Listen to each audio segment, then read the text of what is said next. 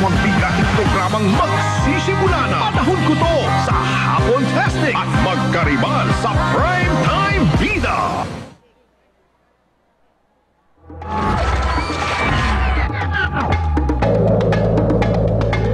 On Turbo Drive pa rin ang Pinoy Big Brother Teen Clash Unite at the Big Night, mga kapamilya. Ito na po ang sandaling pinakahihintay nating lahat. Isa-isa na nating papangalanan ang ating mga Teen Big Placers. And to hand us the authenticated and validated results ng naganap na botohan, we have with us beside me the SGV representative, si Ms. Rosana Fajardo. Good evening, ma'am. At para naman iabot sa atin ang resulta, eto naman ang isang computerized katropa na proudly Pinoy din. Mac, may we have the envelopes, please?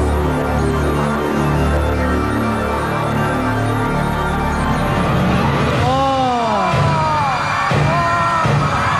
Diba high-tech, mga kapamilya? Palakpakan natin si Mac, ang kaibigan natin mula sa Mapua Robotics Team. Okay. Ms. Fajardo, can I get the envelope?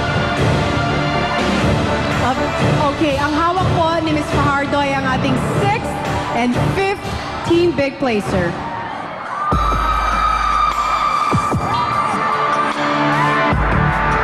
Okay. At para tulungan tayo sa announcements ng 6th and 5th Big Placer, we have with us, as escorted by PBB Season 1 Teen-X housemate, Matt Evans, the Managing Director TV Production, Miss Lingitan.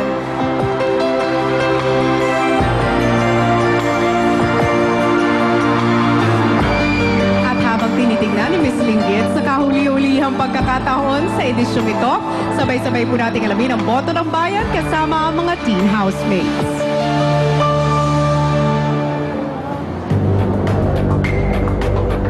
And I am back, teen housemates. Good evening. Oh, ito na. Ito na ang sandaling pinakahihintay nyo ever since nagsimula ang Teen Clash of 2010.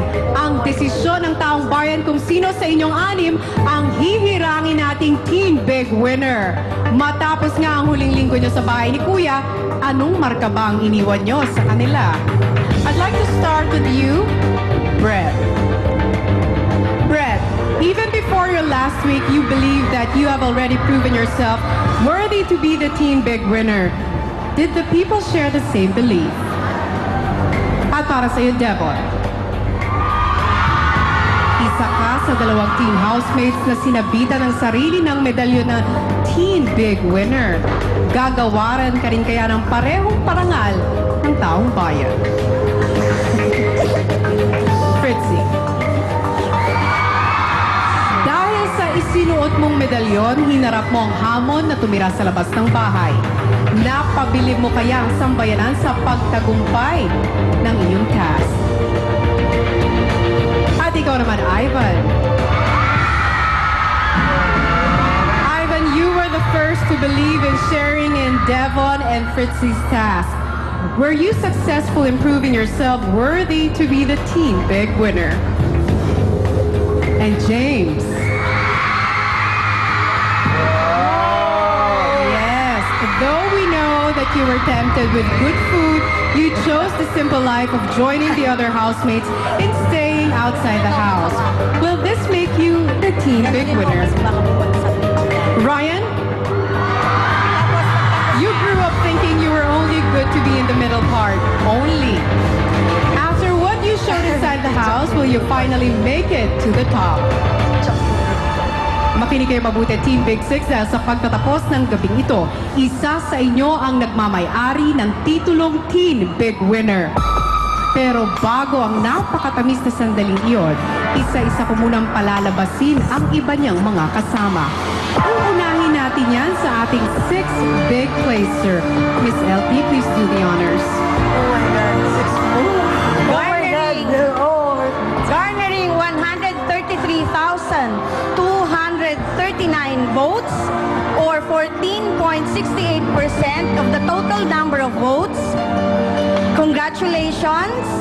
You are the Pinoy Big Brother Teen Clash of 2010 6th Teen Big Placer, Brett!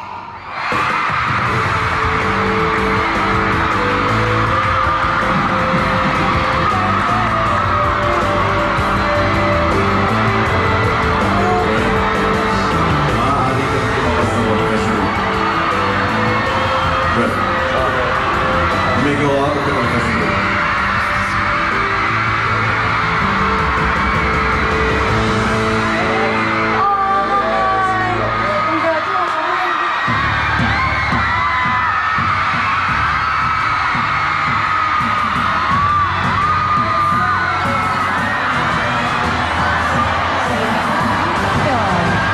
At para kay Brett, syempre kasama natin ang kanyang mga magulang na sina Daddy Brett and Mommy Neta.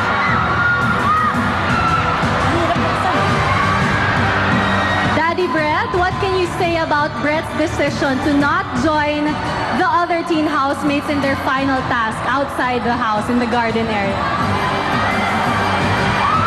What do you think of Brett's decision? I agree with all of them. Actually, they all had great decisions, I think. They all deserve what they are getting. I'm